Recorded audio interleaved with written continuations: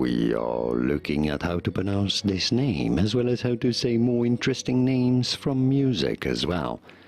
So often mispronounced names, it's just scary. But how do you say this one? In English, this is said as Johann Sebastian Bach.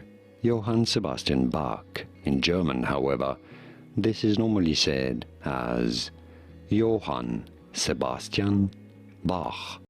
Johann Sebastian Bach. Johann Sebastian Bach in German versus Johann Sebastian Bach in English. And now you know it all. Here are more videos on how to pronounce more interesting and so often mispronounced names whose pronunciations aren't always obvious, but yeah, you should know. I'll see you there to learn more. Thanks for watching.